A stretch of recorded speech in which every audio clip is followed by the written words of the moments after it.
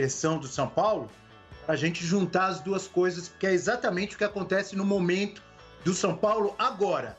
É um time na disputa de 2 títulos, Campeonato Brasileiro e Copa do Brasil, né? Uma equipe, um elenco fechado com o treinador, como a gente viu ali na reportagem do Eduardo Afonso, né? O Diniz tem o time na mão, conseguiu fazer esse São Paulo se recuperar de eliminações sofridas, o São Paulo tem jogado bem, está liderando o Brasileirão e está nas semifinais, ao mesmo tempo é um São Paulo já de olho em 2021, com mudanças ali importantes na sua direção. Como que você vê esse momento do Tricolor com tudo isso acontecendo? É o famoso fato novo, né, Abel, que a gente está mais do que acostumado a ver no futebol. E acho que o Casares, né, sendo a representação desse fato novo no São Paulo, ele não tem dado ponto sem nó. Porque um cara como ele, um executivo, um cara que está habituado a lidar com comunicação, com marketing, sabe o peso e o simbolismo de alguns gestos. Então, acho que um desses atos que para mim mostram que ele, por mais que seja um dirigente, né, um presidente de clube de primeira viagem, ele sabe onde está pisando, né? Ele já chega, o primeiro ato dele como presidente é ligar para o Raí, acho que foi uma decisão acertada, por saber que havia dentro do elenco uma ansiedade para saber se o Raí continua ou não, o próprio respaldo ao Fernando Diniz, e ele diz uma coisa depois, ao falar sobre a confirmação do Muricy, que para mim é emblemática. Ele fala que está trazendo o Muricy para dar suporte e confiança ao Fernando Diniz, projetando que o Fernando Diniz vai continuar no ano que vem, vai ser o treinador do São Paulo. Eu acho que essa decisão está muito condicionada ao fator título, né? Se o Fernando Diniz conquistar alguma coisa, aí o Casares fica numa posição de mantê-lo. Mas ao passar essa mensagem de que o Diniz pode ser o técnico no ano que vem, ele já ajuda a ganhar um pouco da confiança, a ganhar esse ânimo, né, do vestiário, do elenco, porque todo mundo gosta muito do Diniz. Para mim, o Diniz não dá para dizer que ele é o melhor técnico brasileiro em atividade, é um técnico ainda em evolução, mas para mim é o maior especialista em relações humanas, né? Até mais do que o Renato Gaúcho, porque o Diniz consegue ter uma sinergia, uma empatia com os jogadores que é difícil de se ver de um técnico jovem como ele. Geralmente, esses técnicos que têm esse tipo de relação já são mais rodados, né? Vanderlei Luxemburgo, Abel Braga, e o Diniz consegue levar esse rótulo, né? O técnico mais paizão, mas conciliando isso com muito conhecimento, com uma visão de jogo moderna, uma visão de jogo interessante. Eu acho que o Diniz ganha os jogadores por mostrar para eles o que é melhor para fazer dentro de campo, e fazendo isso eles serão melhores como atletas. E os jogadores tendem a comprar muito esse discurso do Diniz, porque vem o resultado dele com o Daniel Alves. A gente dificilmente vê o Diniz dando as broncas que ele dá no Luciano, no Daniel Alves.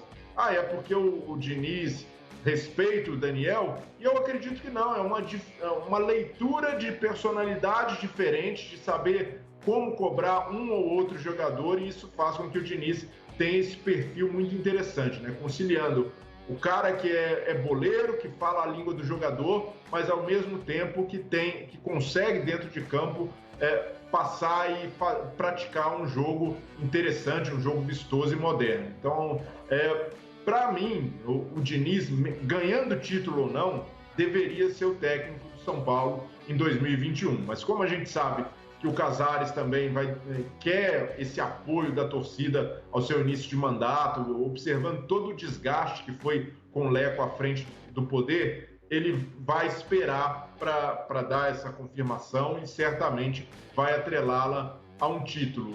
E acho que sobre o Kaká, é muito precoce, né? O Kaká está chegando no São Paulo para fazer um estágio.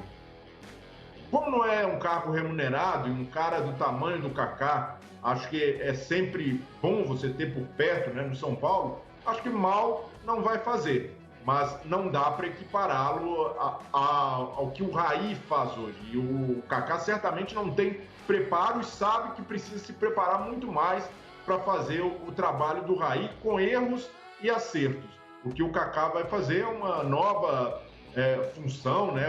Ou ser preparado para o futuro, até mesmo dentro da gestão do Júlio Casares, mas no momento não tem nada que equipare Raí e Kaká como dirigente ou que o Kaká possa fazer isso num curto prazo. E até o Casares também insinuou que o Raí no futuro pode ser, na gestão dele, um embaixador internacional. Eu não sei se o Raí, depois de viver como dirigente, né, essa intensidade toda, esse dia a dia, vai querer, né, se sujeitar a ser embaixador, a estar vinculado dessa forma. O Raí tem uma vida ativa fora do futebol também. Então, acho que o caminho a se desenhar é o Raí fora do São Paulo e o Kaká sendo preparado para o futuro. Eventualmente, se ele se preparar, mostrar competência nesse dia a dia, nesse estágio, talvez ele possa ocupar a posição que um dia foi, né, e atualmente é do Raí. E é óbvio, voltando um pouco também ao Fernando Diniz, é óbvio que o bom relacionamento entre técnico ou entre comissão técnica e jogadores é fundamental para o bom andamento de um time, mas não é só isso. Tem que ter uma estratégia, tem que ter uma filosofia de jogo, que o Fernando Diniz a gente sabe que tem, e ele segue à risca em todos os clubes. E o que a gente tem observado é que no São Paulo, além do bom relacionamento, ele conseguiu fazer os jogadores entenderem o que ele quer. A maneira de jogo que o Fernando Diniz gosta tem sido vista dentro de campo nos jogos do São Paulo. Como que você vê tudo isso junto nesse tricolor do Morumbi em busca de 2 títulos ainda, Pedro? Abel, eu acho que é uma conjunção, uma soma de fatores que o Diniz não tinha tido ainda. Ideia, ele sempre teve. Valor, ele teve. Em alguns momentos, ele tinha atletas de confiança nos clubes que ele passou. Ele não conseguia ter tudo isso junto. E me parece que no São Paulo ele conseguiu reunir. E com o tempo, com o respaldo do vestiário, com o respaldo de diretoria, com o respaldo de uma série de fatores ali que permitiram que ele trabalhasse isso com muita tranquilidade. Se a gente parar para falar, eu estava acompanhando aqui a matéria do Edu, até atentamente, a gente fala em líderes ali, né? Braços de confiança intocáveis. O Daniel Alves é o cara que trouxe ele, o Luciano é um cara que ele trouxe. Os jovens foi ele que decidiu apostar, ele que bancou, ele que, sabe, em algum momento ali questionou-se o Brenner, em algum momento questionou-se o Gabriel Sara, por exemplo, não teria condição. Então, tipo assim, ele foi ganhando estofo também a partir das suas decisões. Os resultados demoraram, mas começaram a aparecer em um dado momento. Os jogadores começaram a comprar a ideia dele. Então, foi tudo conspirando a favor. Ele sofreu bastante, o início de trabalho não foi bom, as eliminações não foram tranquilas, a pressão não foi fácil. Só que foi tudo sendo diluído a partir de resultado, e a partir de resultados que chegaram por conta de uma ideia de trabalho. Então, a partir da ideia de trabalho, do processo, ele conseguiu vir angariando esse apoio, interno e externo. Era um apoio muito limitado ao vestiário. Os jogadores bancaram ele a todo momento, mas ele não tinha um apoio para além do muro do Morumbi. Ele tinha um apoio ali em algum momento, conseguiu de Raí, de Leco. E aí, a partir do resultado, a torcida foi reconhecendo no Fernando Diniz um técnico que deveria estar ali naquele momento. A pressão ela vai ficando, sabe, bem diminuta. Você consegue diminuir a poeira, diminuir a temperatura. Então, acho que todos esses fatores começam a caminhar juntos. Então, quando a gente olha que fala e afirma que São Paulo está brigando por um título do Campeonato Brasileiro, não é só pelo que joga em campo. É pelo que joga em campo, é pelo ambiente que vive, é pela sinergia, é pelo entendimento entre jogadores, vestiário, treinador e gramado. Então, acho que ele conseguiu juntar isso pela primeira vez em um trabalho. E acho que era isso que se esperava dele quando ele chegou ao São Paulo. Se falava muito, olha, ele tem boas ideias, mas ele não transforma em resultados. Olha, ele tem boas ideias, mas ele não tem exatamente bons elencos, como não tinha, por exemplo, um grande elenco fechado no Fluminense. Agora ele vai ter estrutura, boas peças e tempo para trabalhar no São Paulo. Ele conseguiu resolver, conseguiu responder, conseguiu entregar isso que se espera dele. Agora, só voltando um pouquinho, Abel, que eu acho que vale até a gente falar, a gente debateu bastante essa situação do Kaká. Estava acompanhando até as informações que chegam. O Kaká não seria exatamente uma pessoa para trabalhar no dia a dia do futebol do São Paulo. Não cumpriria exatamente uma função do Raí, não frequentaria exatamente o vestiário, o gramado, o dia de jogo ali. O Kaká seria muito mais um embaixador, uma pessoa que leva a imagem de São Paulo para fora do país, que tenta captar patrocinadores, parceiros, que tenta fazer uma espécie de divulgação internacional. E acho que se é um trabalho voluntário de fato, não sei como é que vai ser depois, se tem comissão envolvida, se ele vai acabar participando de alguma coisa.